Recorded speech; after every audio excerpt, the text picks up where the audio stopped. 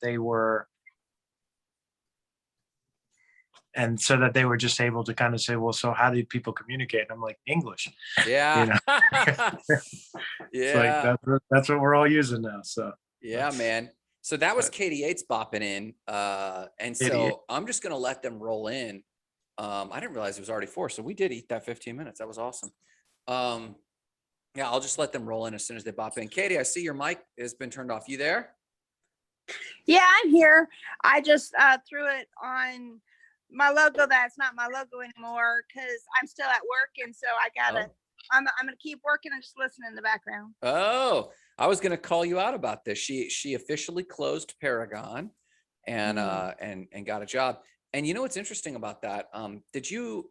Well, we know, Amber and I know for sure, but James, I guess this is to you, and maybe anyone else knows this business. Did you see that Jamie Clemens officially closed Loud Life? Did you see that? Did not.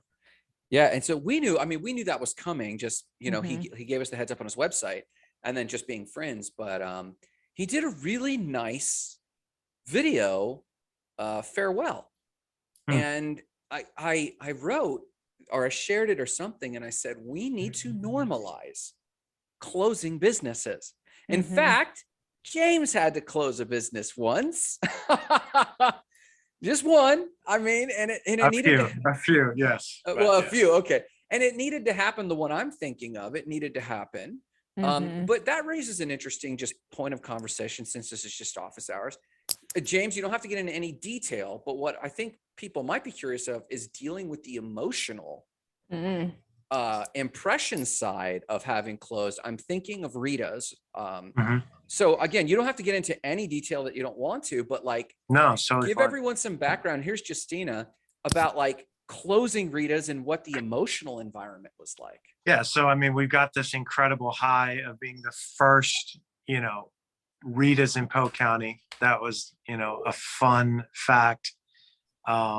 Bringing a brand that's older than Dairy Queen to Polk County for the first time. I didn't realize that. Yeah, I mean, just crazy fun facts about Rita's. And there's one back open now on Griffin I saw Road. that. They claimed to be the first, and me and Marissa looked at each other. We're like, no, that's okay. That's okay.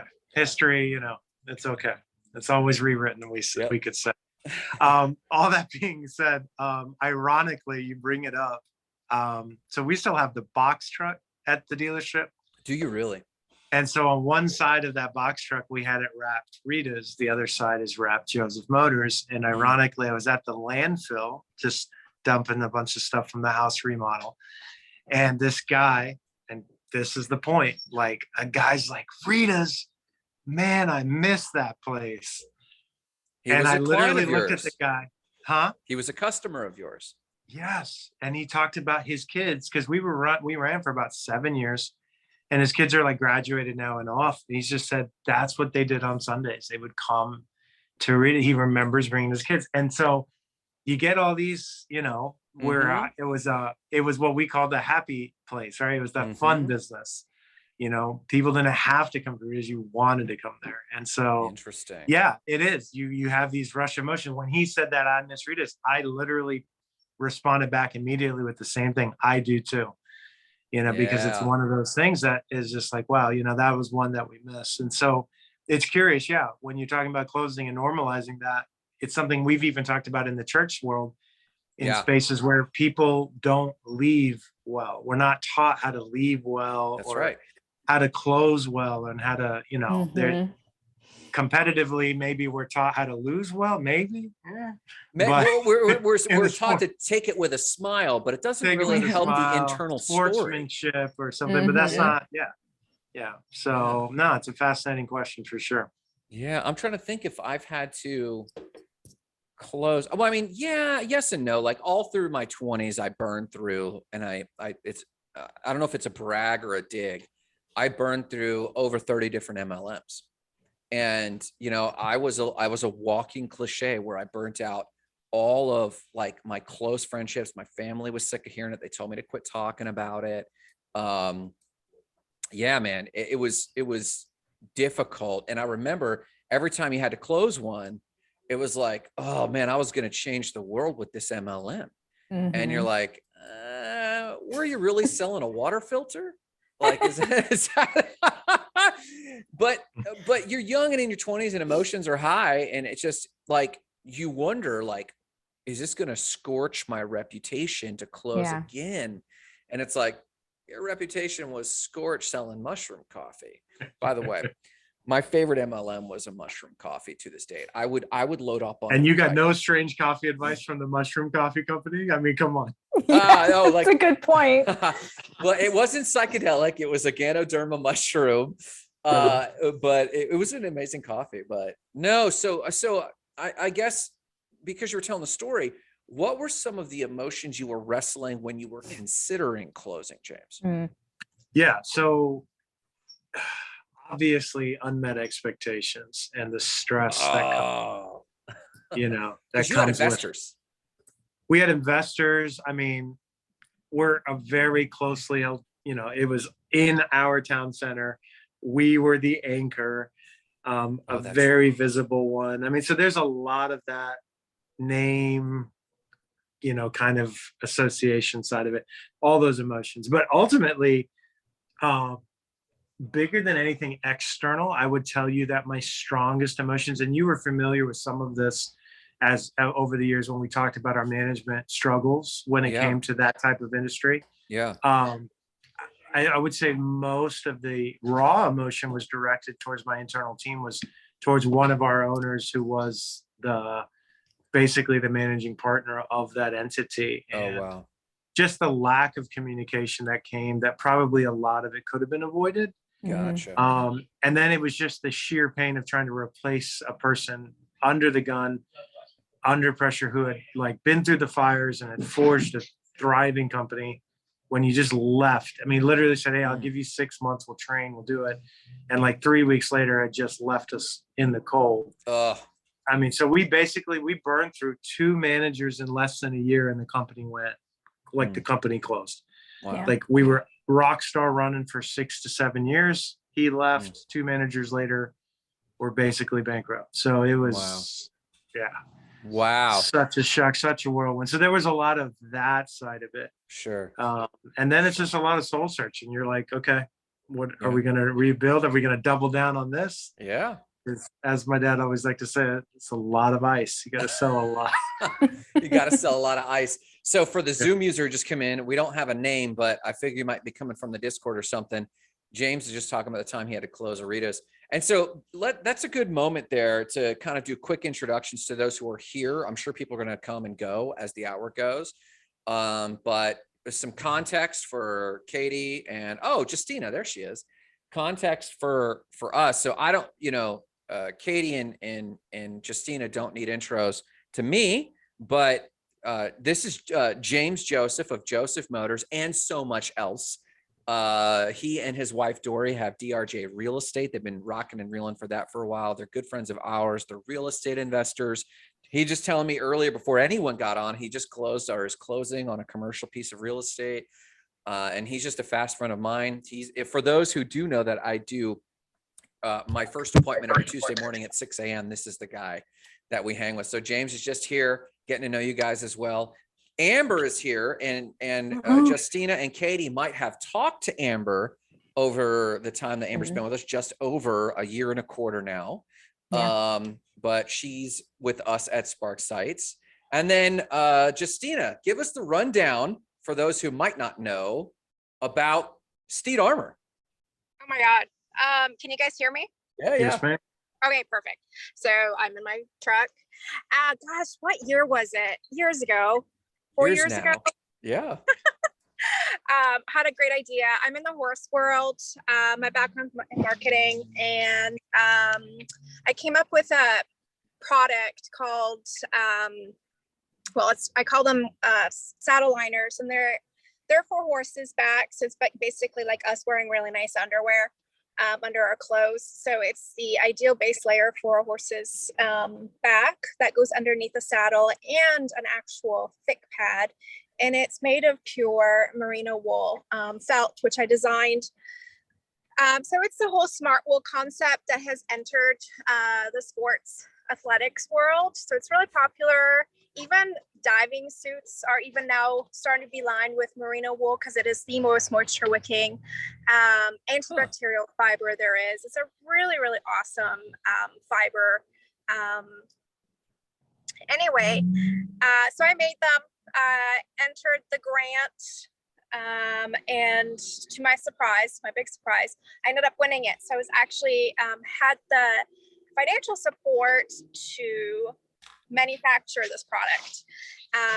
Applied all my own marketing skills, of course, with the Grant's expertise and his team. And I got to develop my logo, my brand. And it was great because it gave me the opportunity to really like put everything I love and build something for myself. So it was great. The only thing that in this world, unfortunately, it's really hard to sell something that new at that high quality, at that price level. If I had created something cheap, but with the latest and greatest colors, I probably would have made more money. Oh, yeah. It's kind of fads sell very quickly in this industry, but that's not what I believe in. There definitely are those types of brands that are just lasting quality, but they are niche products. So eventually I'm hoping that my saddle liner does become more of a niche company, not just the saddle liners. I'm definitely going to stick to the quality merino wool products within the equestrian world. But here's a new one, Grant. Other saddle pad companies are starting to maybe copy the merino wool concept. Well, did you trademark or patent? Yes, I did apply and I didn't get the trademark.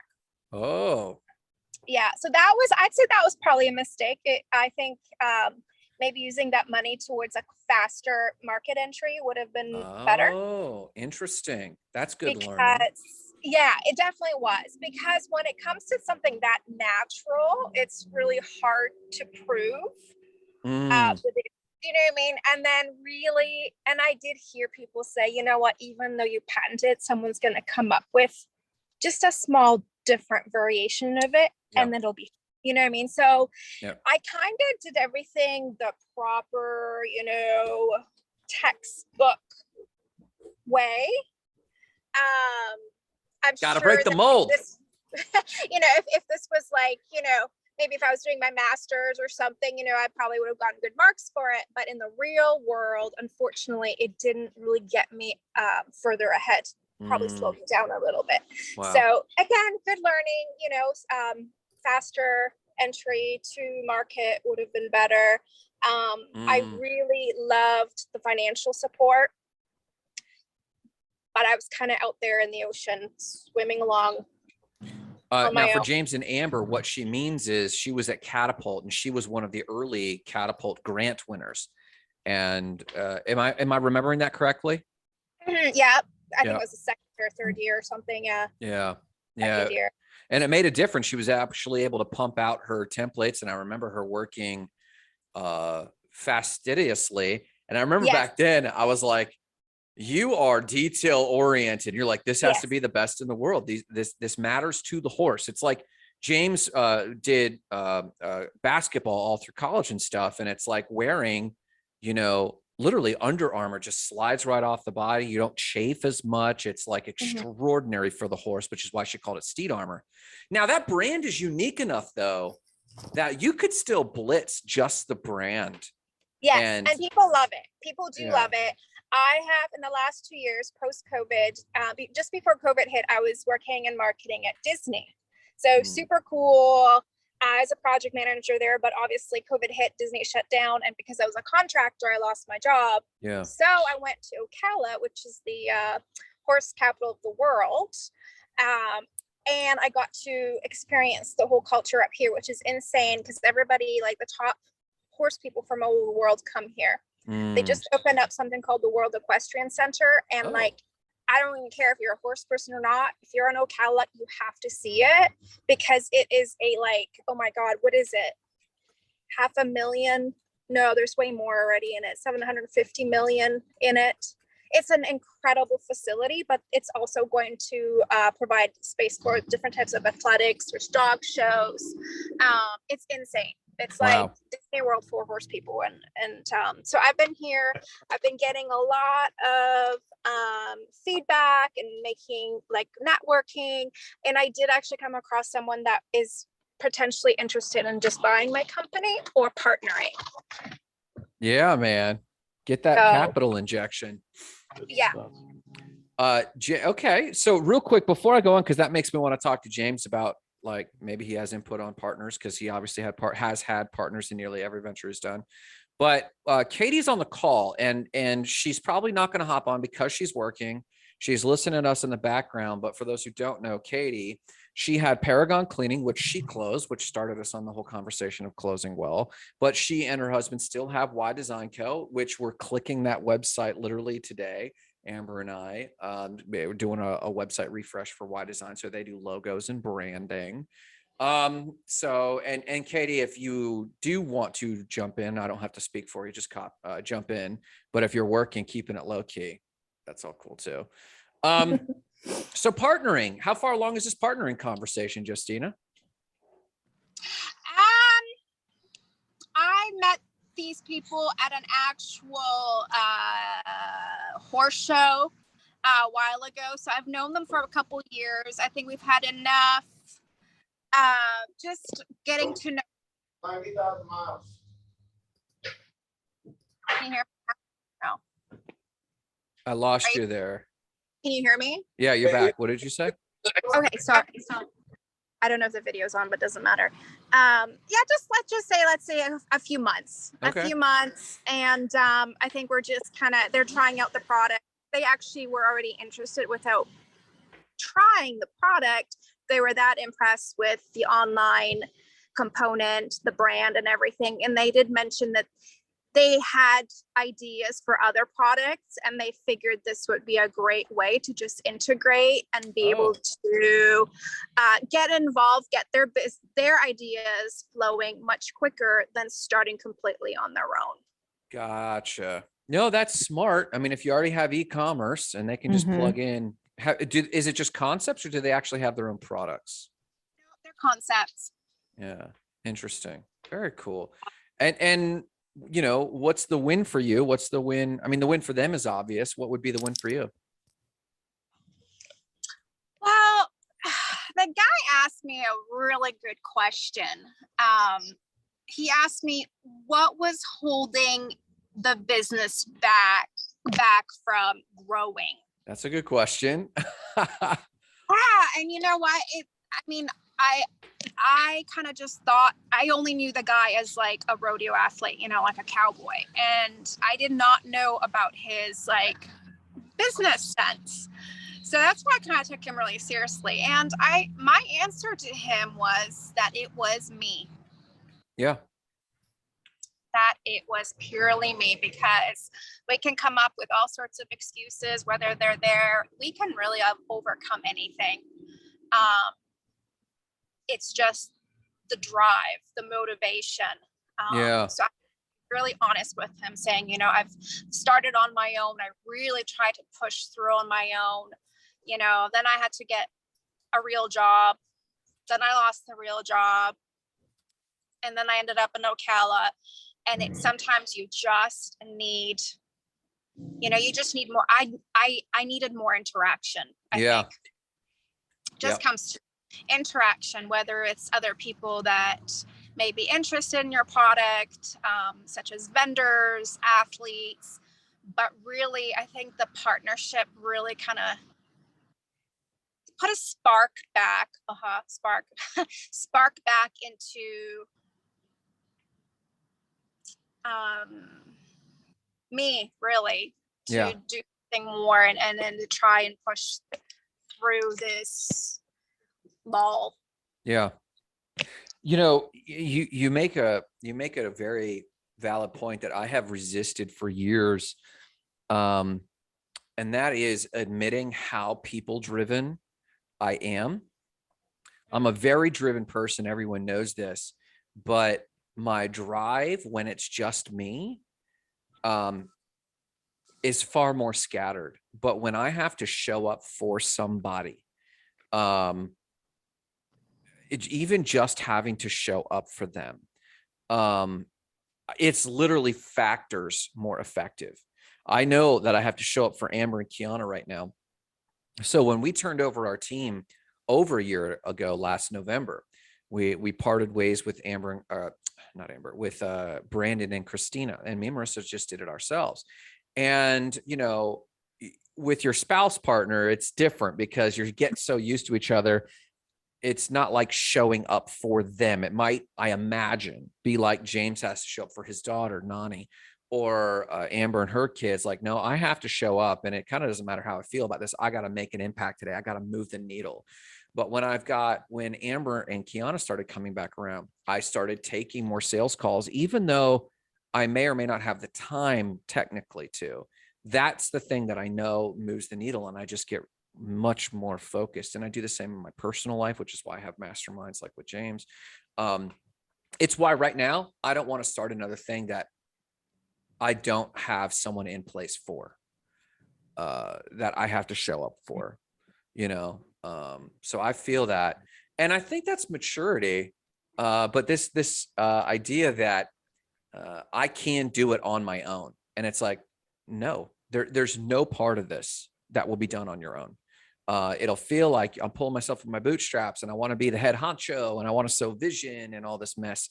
But I think, like, after 2 years, a startup of any kind, if all of us were to close our businesses and start fresh, I would give myself probably less, 18 months to 24 months, that if I were not out of the business, having delegated the business, I would close it down judiciously. Just, I wouldn't even ask, like, because I'm not going to get into this game. I start things so that other people run it, you know. It's got to have that model. So I feel that, man. Go ahead. If I can jump in. Yeah. So Jasenia, when you made that comment about when you felt the answer was you, it reminded me of a conversation an ongoing conversation I've been having with Grant. On the other side of our mastermind, I'm reflecting on the businesses. And so I have multiple businesses. I run multiple nonprofits, and in all of these areas, when I kept finding stagnation, it's that old math phrase, lowest common denominator. And ultimately the lowest common denominator in every one of those scenarios was me. And so the choice was very sobering. It's just like, oh, okay, I need to level up, or you can only do that so many times in so many ways. You can only recreate yourself, or it's only so many MLMs out there. Like, there's only so many magic products or silver bullets. And ultimately it's like, okay, I need to level myself up. And so that's a very sobering thing. I appreciate you saying it and sharing that. Just very much so. And then simultaneously, another thing that we talk about all the time as well is, I am a huge believer, and I will probably, till my dying breath, I've told Grant that the only things I want to start and the only things I want to be a part of are things that are with other people. Like, to my dying breath, I believe in the power of synergy. I believe in the power of teams. Yes. I believe in the power of, like, intentional partnership. And I'm becoming clearer and clearer and clearer on that. You know, we can all celebrate Elon or Bill Gates or any of these cats. Like, we can celebrate all of them, but none of them do it alone. No. And Grant always knows my favorite comment about the greatest basketball player, about Michael Jordan. Michael Jordan, no matter how great he was, could not even inbounds the ball by himself. It took at least one other person to pass him the ball. Like, it's just the reality of all of our lives. And so, you know, prayerfully excited, like, man, if you have a partner and people that are willing to, like, can see it and want to try it, and that, I mean, it's terrifying because there's all the legal stuff, there's all the protection side, there's all the make sure you're covering all your bases. I mean, I will equally share that, because one of the reasons one of our businesses closed was because we picked the wrong partner. You know, he looked at it as a fad and not as a marriage. He looked at it as, you know, fun and not final, like it wasn't a commitment. And there's all these things that matter, but really appreciate you sharing that. Thank you. Yeah, man. It was something that once I realized it, I wasn't ashamed of sharing that. I was actually kind of proud. I felt proud that, like, Yeah. well, I really have come far and matured because of, the experience, both having my own business, and then also, my marketing career, to Mhm. really truly feel that and can be honest with it. Sure. To someone that's actually, considering being an investor. So it's like, no, I can totally own up and say I am the one that's holding things back. Oh yeah. Yeah. This is why I love business though, because it is a brutally honest mirror. Yeah. I like, if you followed any of my stuff in the Discord or in any of our groups, it's not about business.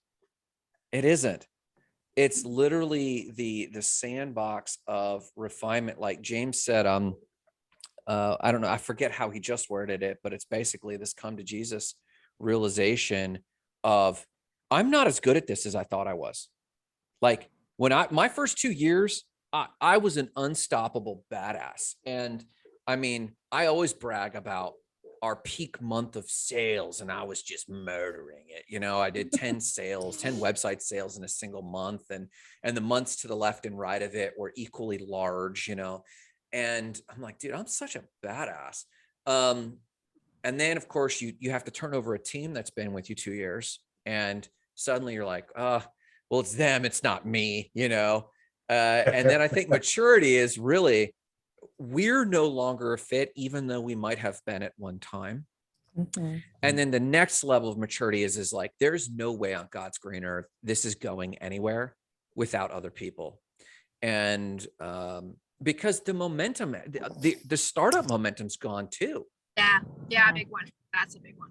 When the people around you were like, man, Steed Armor or Spark or the first Rita's in Polk County or whatever, it's like, man, we'll do anything to get you off the ground and get you going. And you're like, cool, man.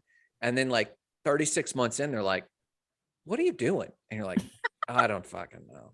I don't even know. Got a shovel, bro. I'm digging. Yeah. All I know how to do is dig. And sometimes it takes external factors. So that leads me to my question to anyone, and Katie can hop in, or I can even speak for Katie momentarily, and then she can fill in the gaps.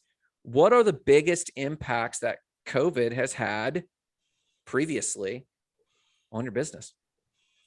Anybody? James too. Well, I can start. We actually saw a spike in the early days. Obviously everything was going online, and our existing clients were like, let's brush this thing up. We were getting a bunch of new inquiries and some new clients, and we just kind of ramped it up. And honestly, we were in some of our heyday.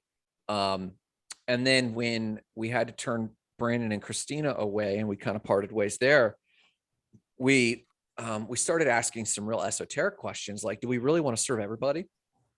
So we started niching and experimenting with niching, and that actually slowed down. And then shortly thereafter, Amber and Kiana came on just a few months later.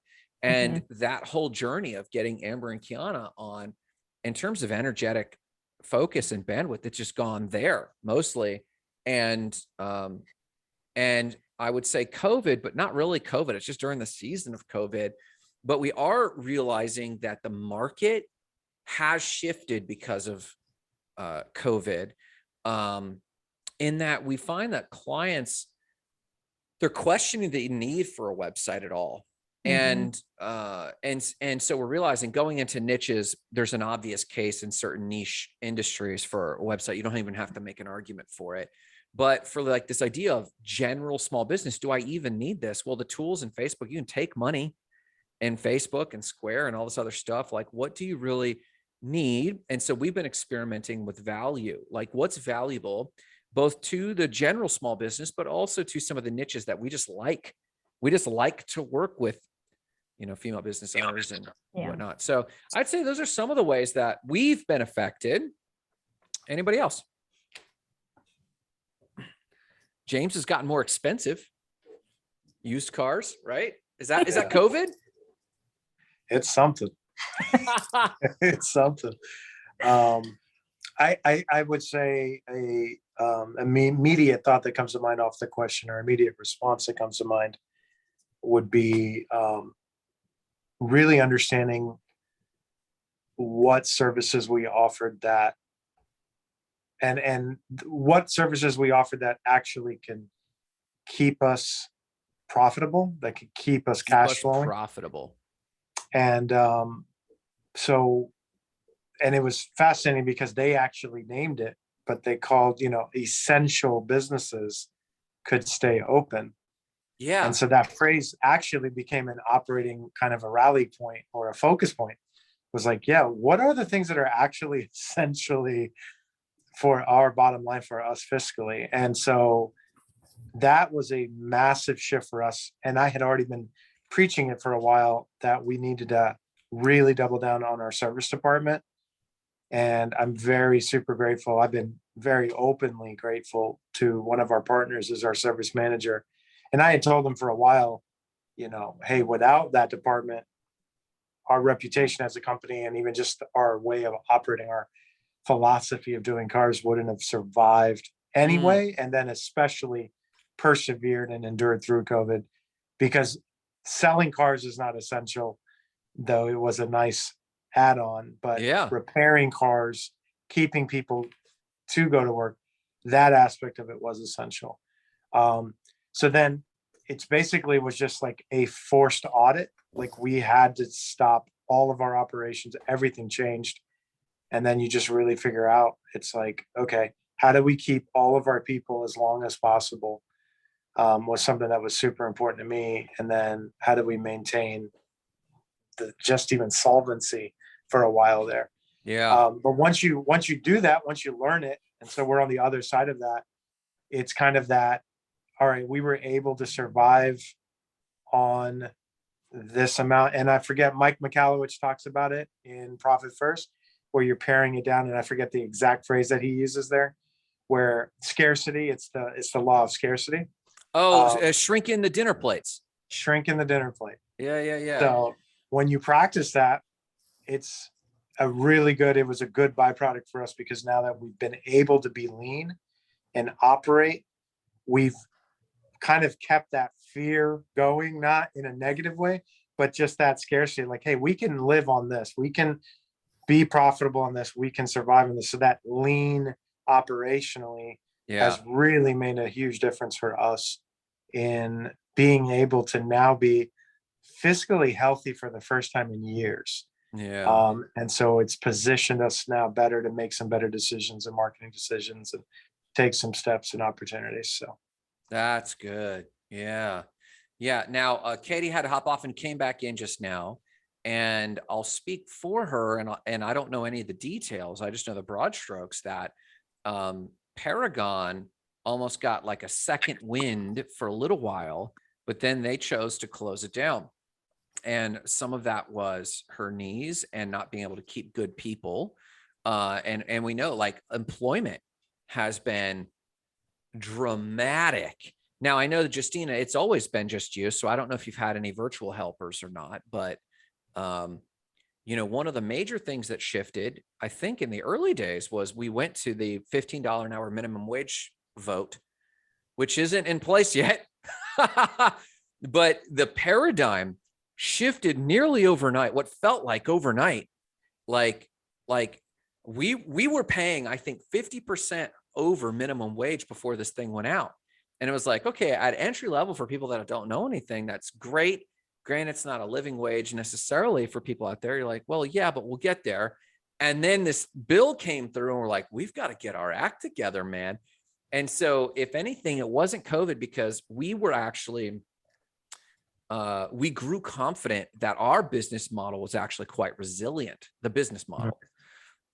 Even though like edits kind of dwindled for the first half of COVID, just the subscription model like worked, and people kind of needed this in a virtual world.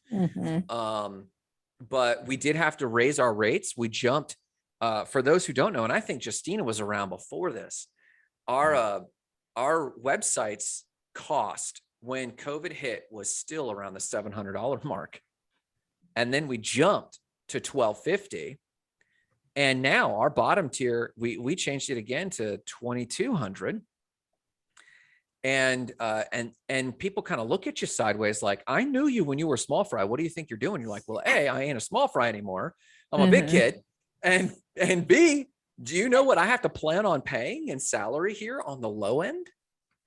And it's like, well, everyone, I don't think people understand how these economics work. I'm just going to keep raising the price, you know? But so we were affected in some of those ways, but also we're fully remote. And that works for us, you know. E-commerce for Justina, that might work for her, but like Katie didn't have a shot at remote doing cleaning and flips, and neither does James selling cars like he does. But who else? Let's see, that we heard from, well, I guess that's everybody. Katie's kind of over there quiet right now. And then I do have I'm just going to float this question, then we can move on.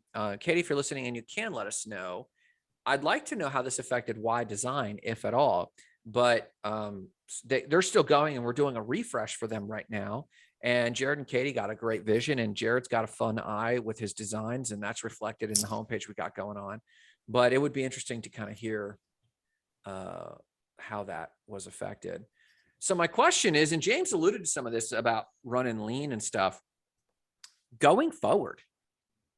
I mean, Justine, you got this partnership going on. Let's say the partnership doesn't happen. What's next for you?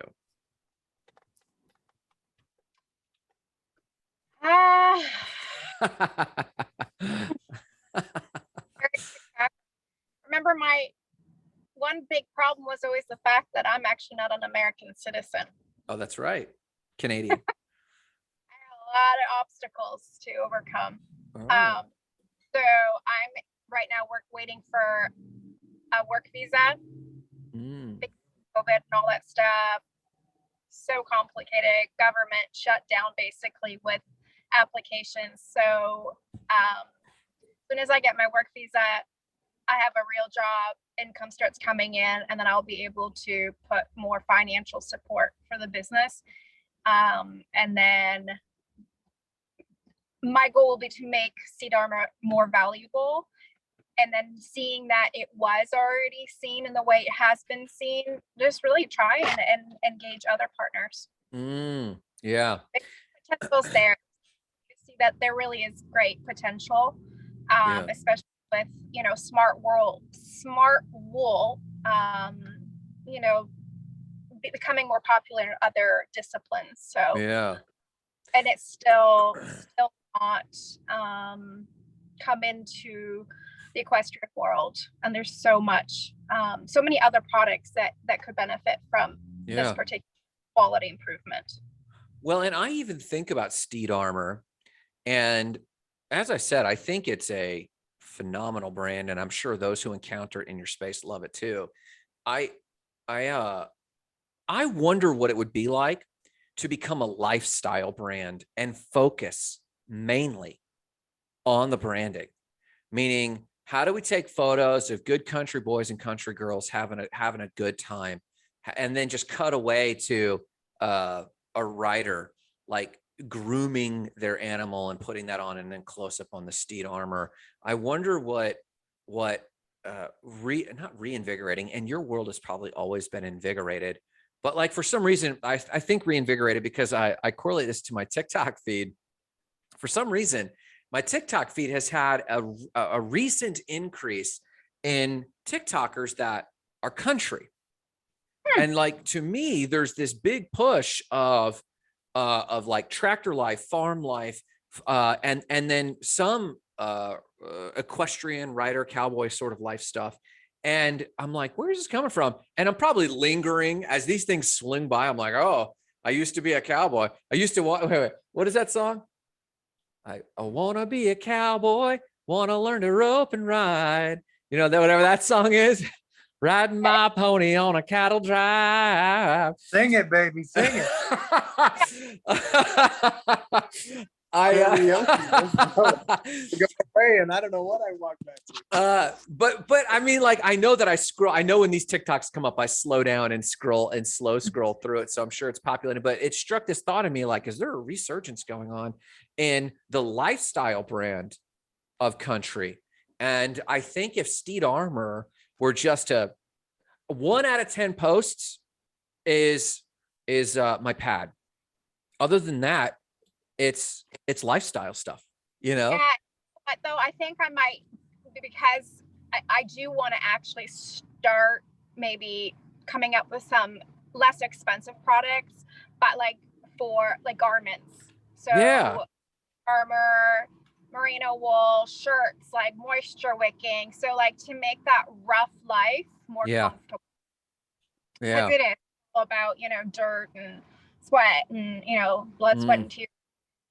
So to make that more comfortable. So even silly things like undergarments, Yeah. you know what I mean? It's not, wool is not just wool sweat for sweaters. It is a fiber that can be used in thin material. So that's the one thing that, again, I've seen it in socks. But I think there's a great potential to go into a little bit more athletic gear. Yeah. And they're really not that expensive. And working internationally, I still kind of keep an eye on that. Yeah. What's really great is the quantities, the sale requirements for quantities has really reduced. So you no longer have to buy 1,000 pieces or 500 pieces. Well, that's huge. Yeah, so that's a big thing. Yeah, cost is still about the same, but definitely the ability to buy less. Yeah. So, and you know, customization is more possible. The range of variety and color, sizes, and things like that. And you know, and that's the thing. People buy clothes. Yeah. Yeah. Yeah. Like they just shirts. You put some good slogan on it, and they sell. Like, so that's the thing. That's my next thing, is just to add something that's just a much easier sell, but make it cool.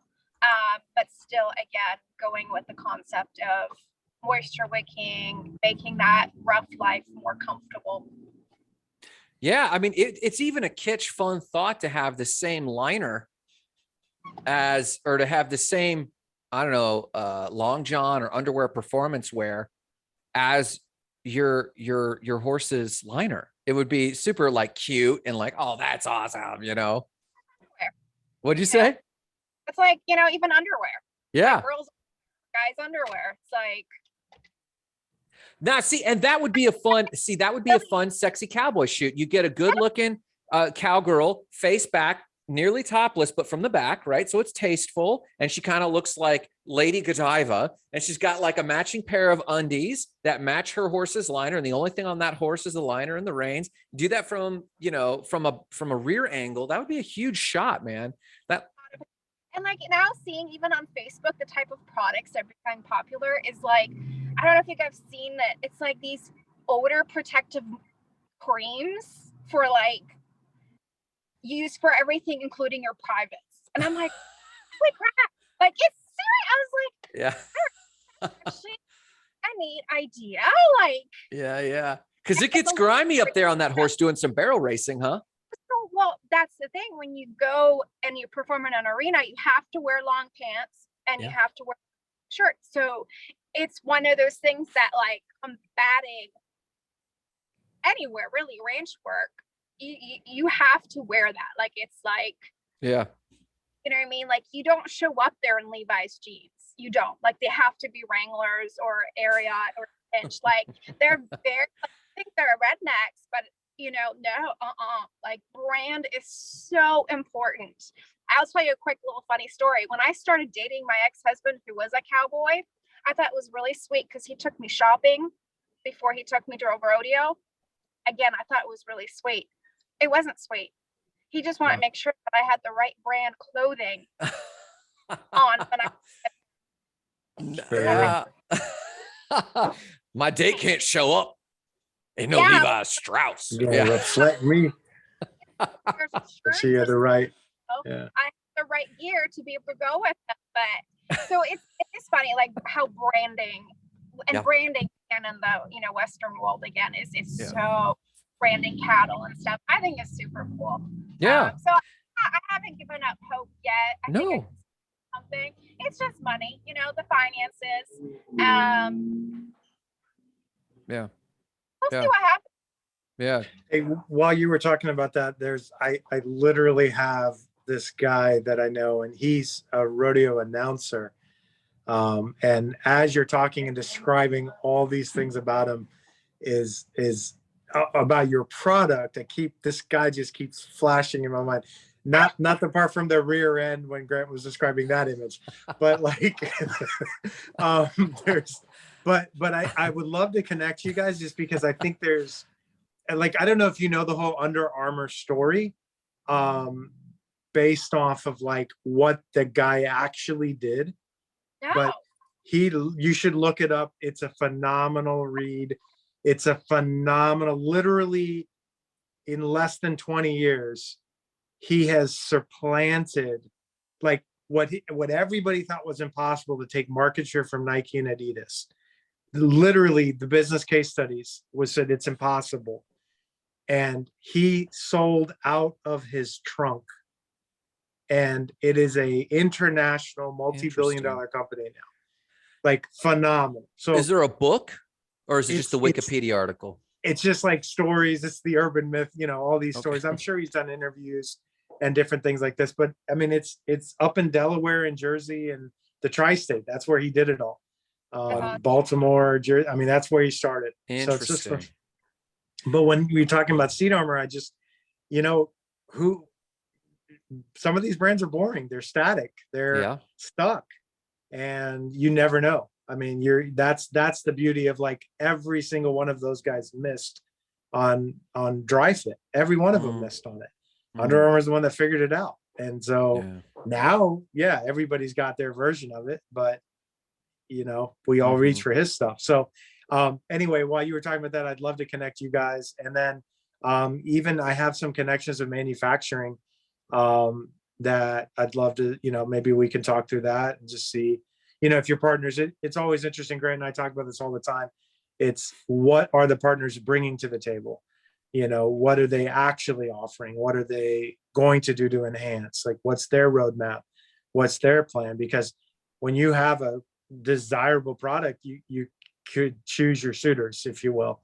And then simultaneously, making sure you're filling in the areas that you feel like are complementary and will accomplish the long-term goal and vision of what you wanted your brand to be all along. So Yeah. I really think that lifestyle brand's a direction, and that would be huge. James, if you could commit to making that connection for Justina, that'd be huge. Love to connect. Yeah. I'd like to introduce my dude, Jarrett. This is my guy. This is my Web3 crypto friend. So if you hear me start talking about crypto, this is a Bitcoin maxi.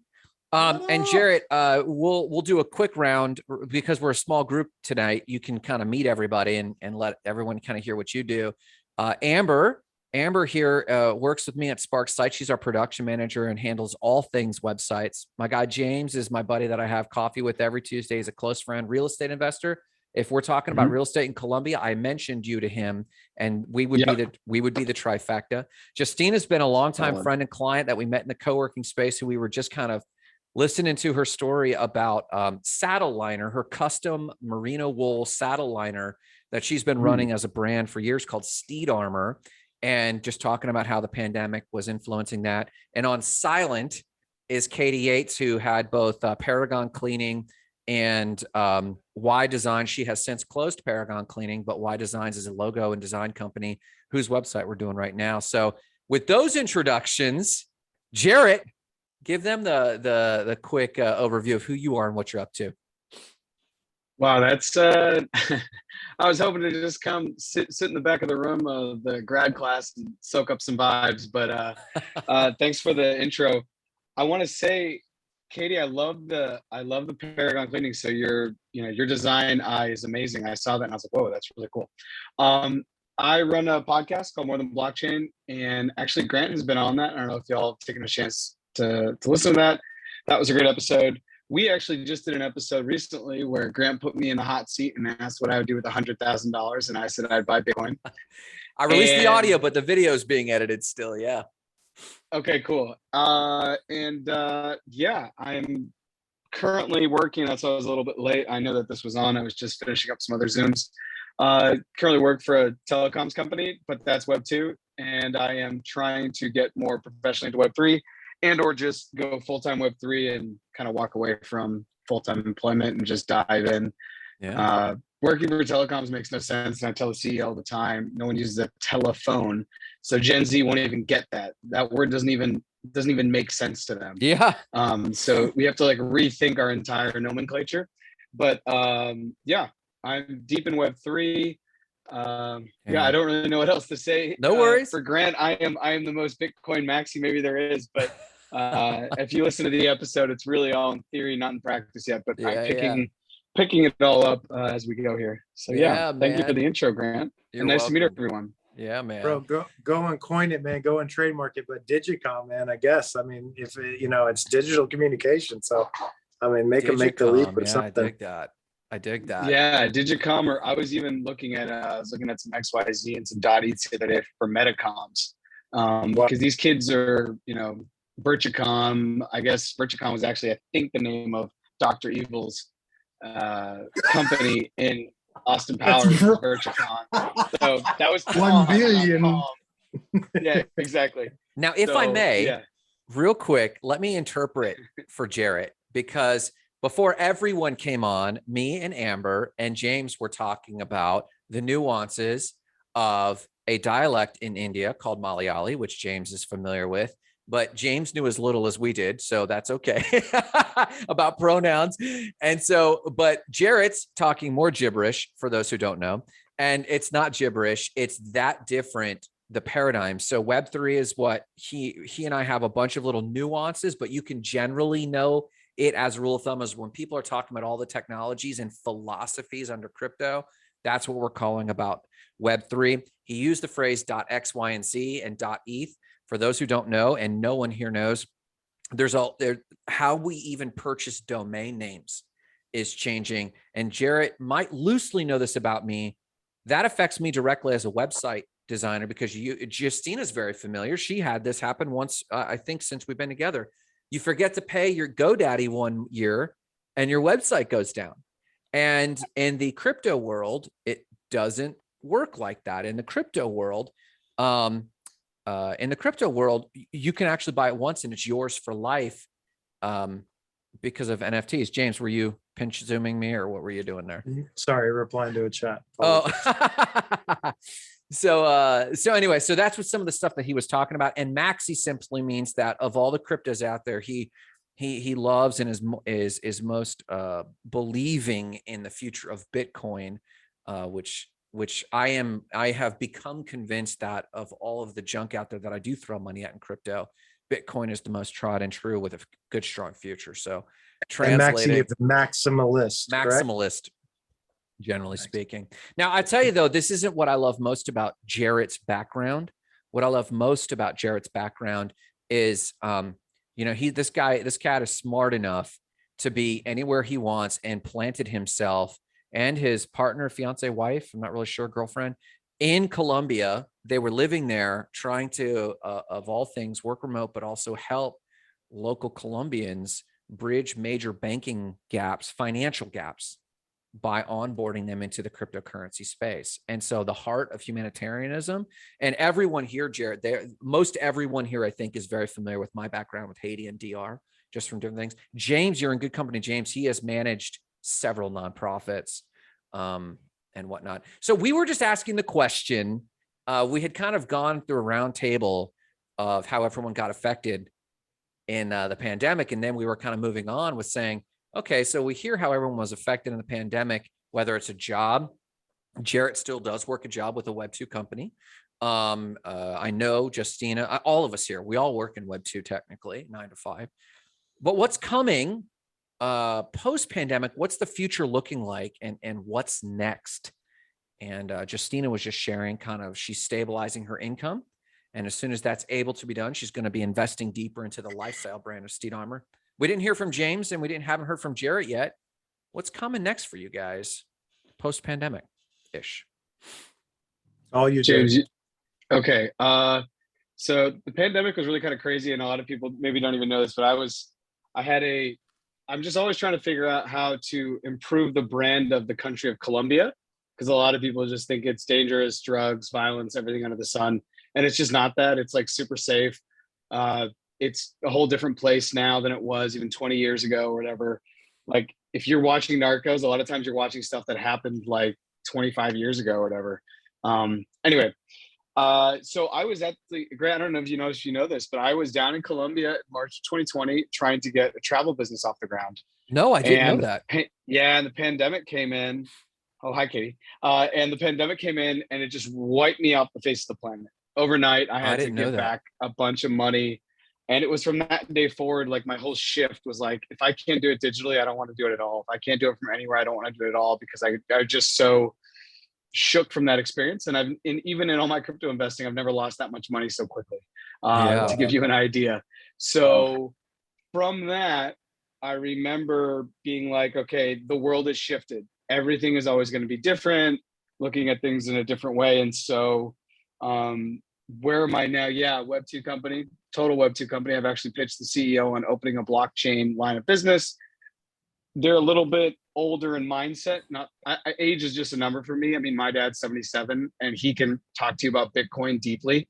He gets it, right? So I think age is just a number when it comes to like new adoption of tech. But anyways, I'm in a Web2 company now, definitely trying to move out. I'm applying to a bunch of different places and stuff. I'm not sure if I'm answering the question, but I'm totally trying to get professionally into Web3, but I think I'm already there because the podcast is moving. It's getting followers. I've had people from, around the world on it.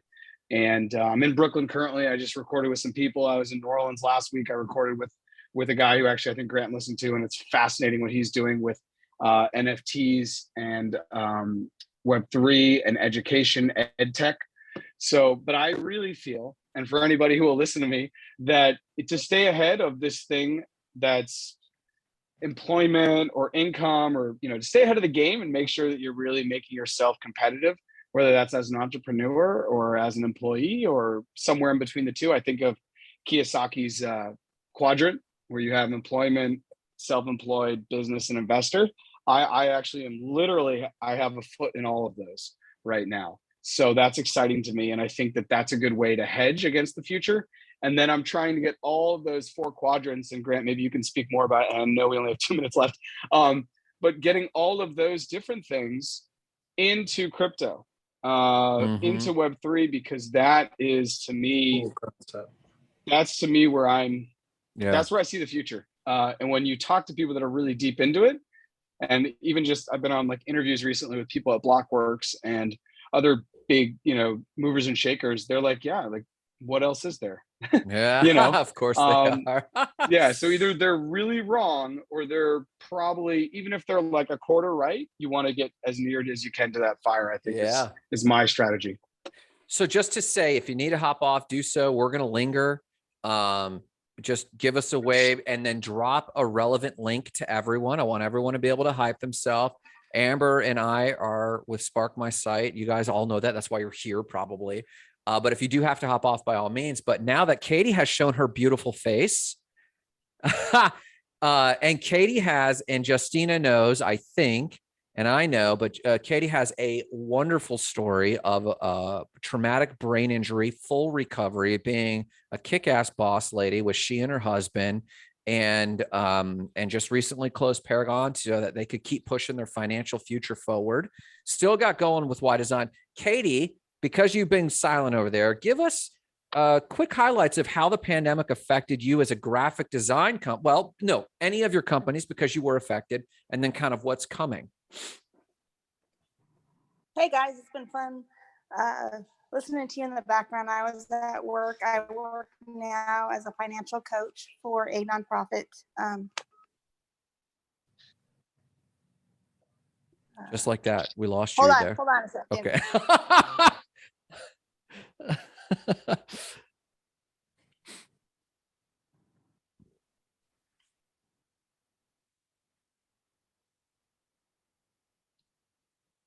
Okay, we're on silent there. All right. Let's keep going there. So we heard from everyone. James, we hadn't heard from you. What's next? You hinted at it earlier, just kind of, Jared, I really appreciate that perspective, man. Thank you for that. It's, yeah, a little bit of consolidating. I followed yours and Grant's conversation on the 100K, and Grant's side on the real estate, your side on the block, and then but kind of like, Stephen Covey always comes to mind. It's the power of and so I guess it's kind of like that combination, right? We're not able to live in the metaverse completely yet. And so like finding out ways to go. Katie's back. Go ahead, Katie.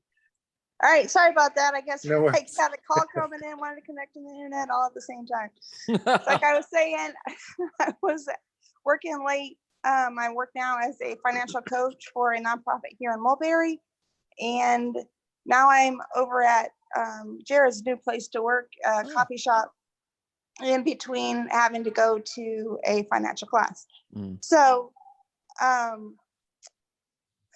how COVID affected Paragon Cleaning. It's I lost 75% of my clients, which you'd think a cleaning company, COVID is going to get more clients, but for a majority of reasons, the opposite happened. I also lost my very good employees, had a nightmare trying to find more employees. And even with good employees and not having enough, I had to cover a lot of the backup, and those employees who didn't do good work, I had to fill in for them.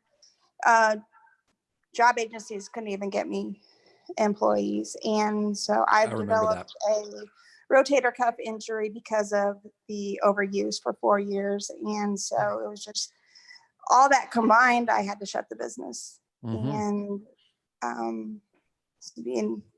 we've had Y Design Company for a good number of years. It is on the upswing. And so now I am, like I said, working as a financial coach. So we have that steady income coming in, doing something I love, being able to help people. And it's a relatively part-time-ish job. I run about 33 or 36 hours a week, but then I have the ability to be able to work with Y Design Company as well. And I don't know if COVID really affected Y Design Co. that much at all, except we ended up both getting sick. So we're laid out for a week. Yeah. And actually, when he got sick, he got a new job, was sick for a week, and then they let him go, right? Is that correct?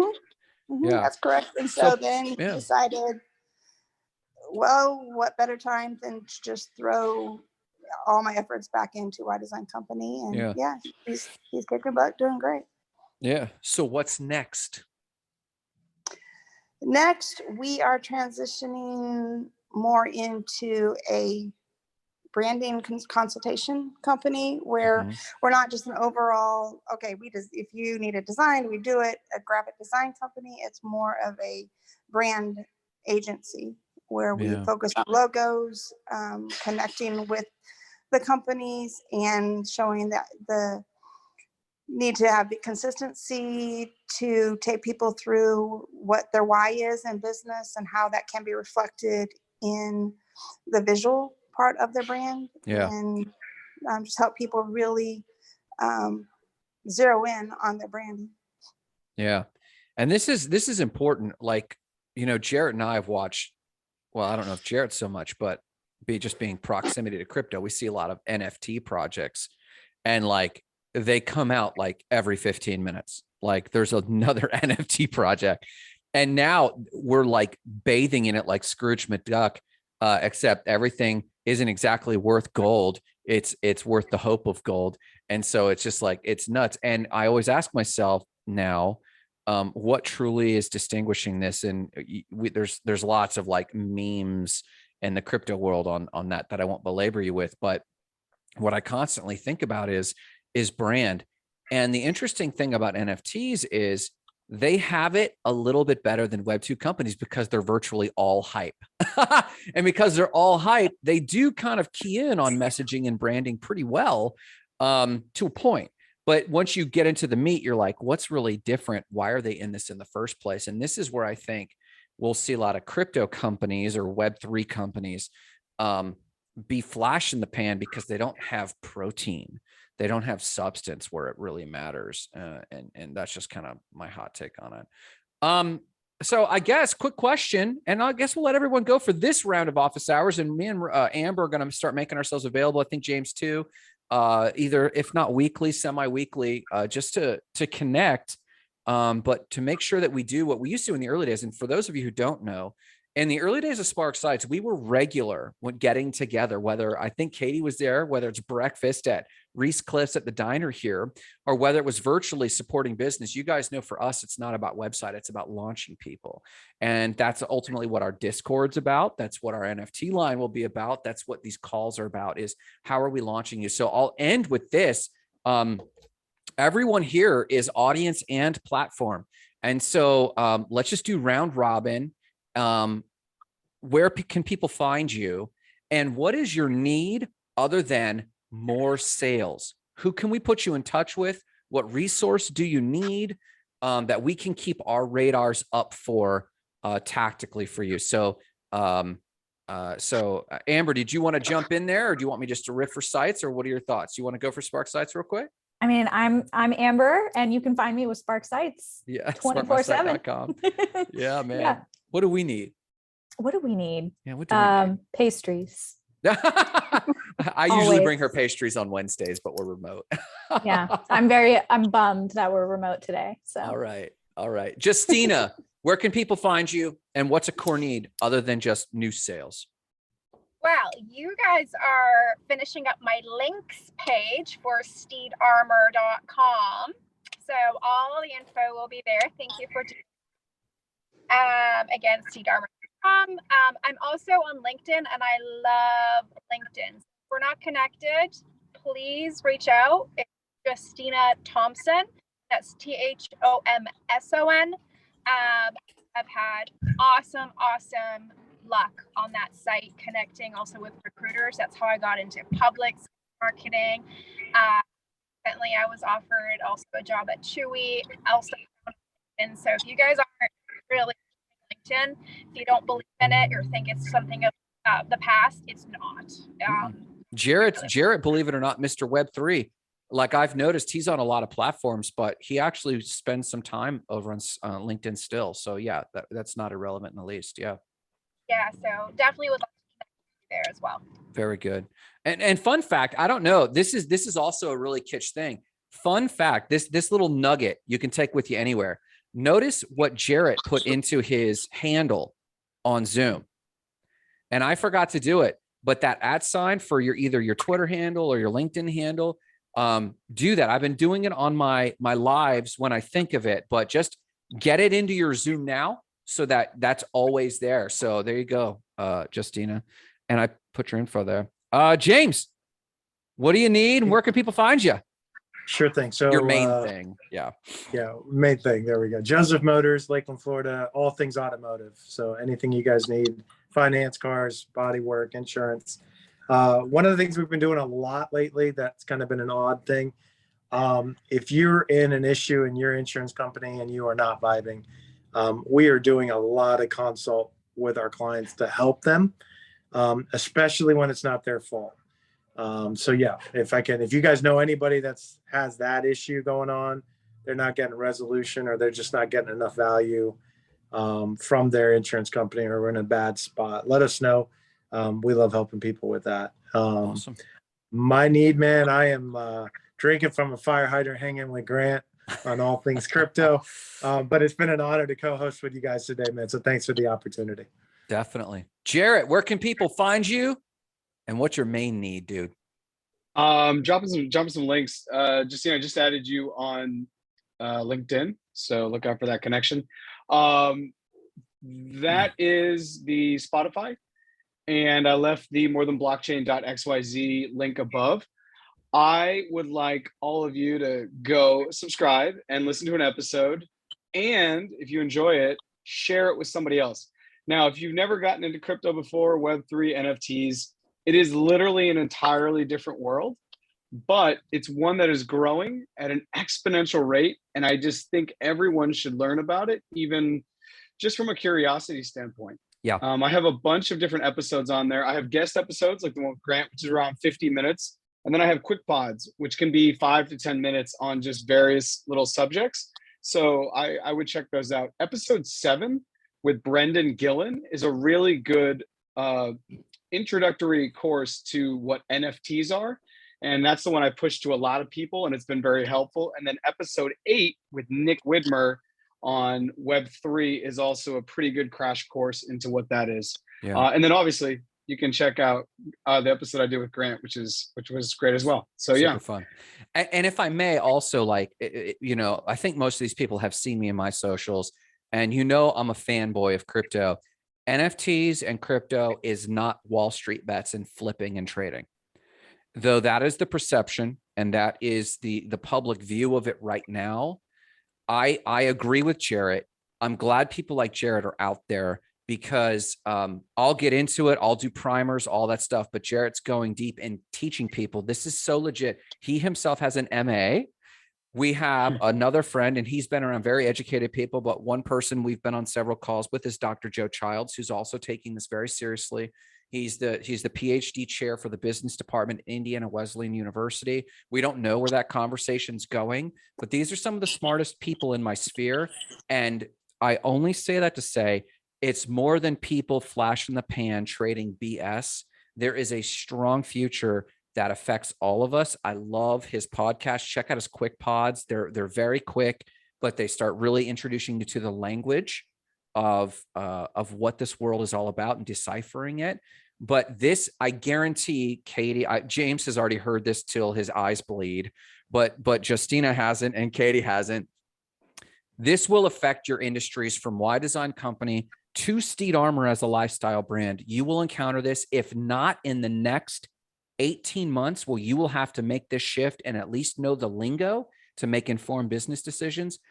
Shortly thereafter, if not within the next 18 to 24 months, shortly thereafter, you will have to understand what NFTs are and what crypto is, and have to be able to speak intelligently, or you will be left behind.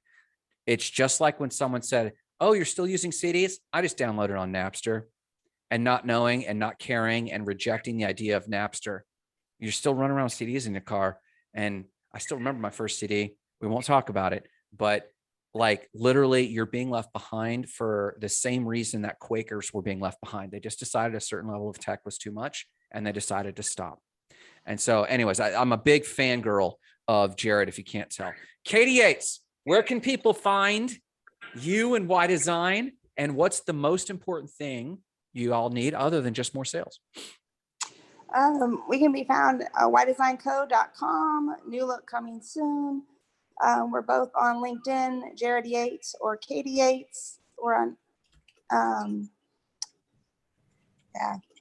Instagram and Facebook, of course.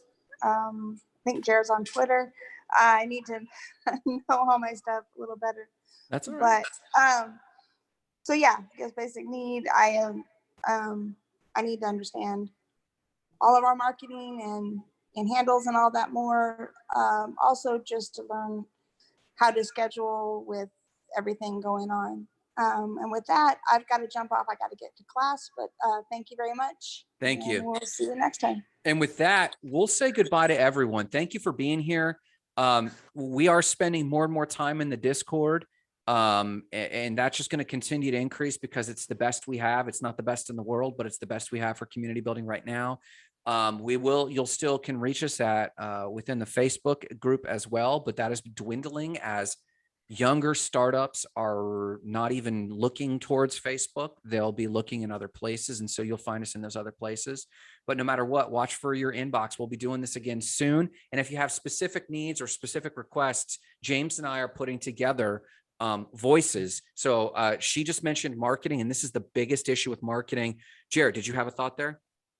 Nope. Okay, you went Sorry. there and I was like, okay, he's poised, he's ready to go. But if in the next week or so you think, you know what, I'd really love to hear from this sort of person and ask them questions while we're still small, let us know. We're going to curate those people that you can just pick their brains and go from there. So anything else I can be serving any of you guys with at all before we hang up and let you enjoy your afternoon? Hey, Grant, quick question on all that stuff that we posted here in the chat. Will that be available? Yes, us? that chat gets exported along with the video. And so I should have that with everyone's references. Boom. Cheers. Awesome. I Thanks appreciate you everybody for your guys. time. Thanks for stopping by. Thanks for joining us. We'll talk soon. Hi, Derek, friends. great guys. to meet See you ya. and in person there.